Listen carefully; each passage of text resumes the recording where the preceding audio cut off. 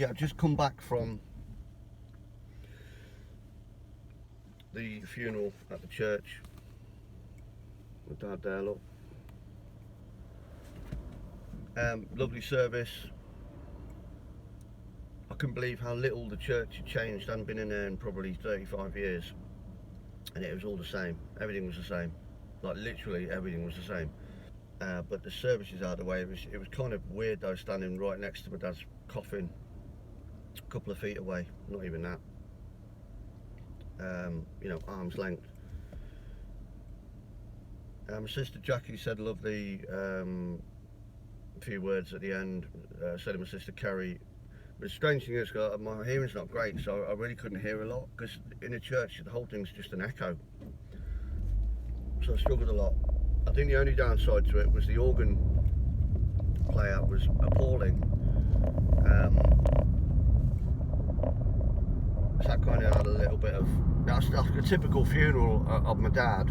The guy was a bit of a joker, a very serious man, but he liked to laugh and a joke, and he would have found that organ player so funny. And that's the thing about playing a church organ. If you hit wrong notes, you can get away with it. I'm a musician, so when someone hits a bum note, you can tell straight away, and he was hitting them all over. I think he'd had a few. But yeah, really good service, and it was great to see my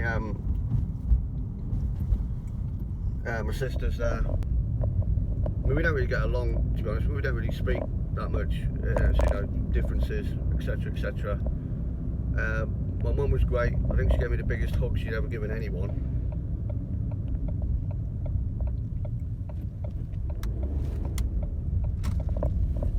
So yeah, that was wonderful. Funeral out the way, and it's been like, honestly, the past 2 years has been an awful time, because it's just been playing on my mind this whole time. What's going to happen? What's going on? And he just kept hanging in there. But it's done and dusted now.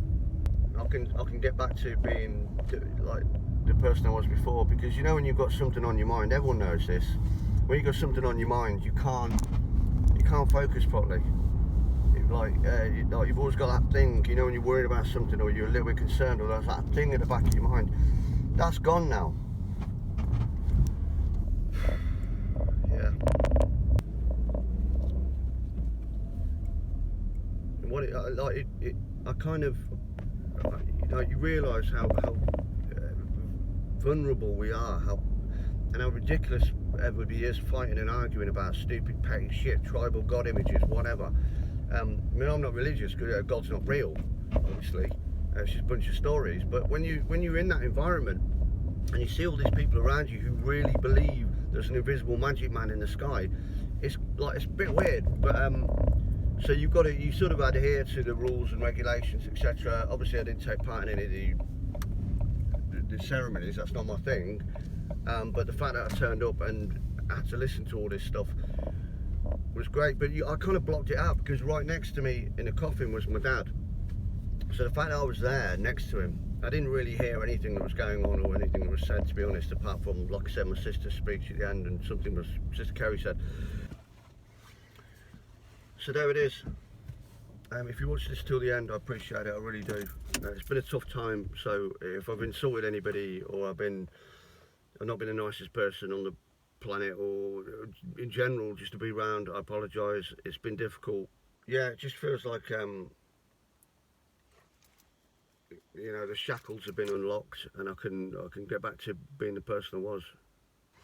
I'll let my dad say peace out.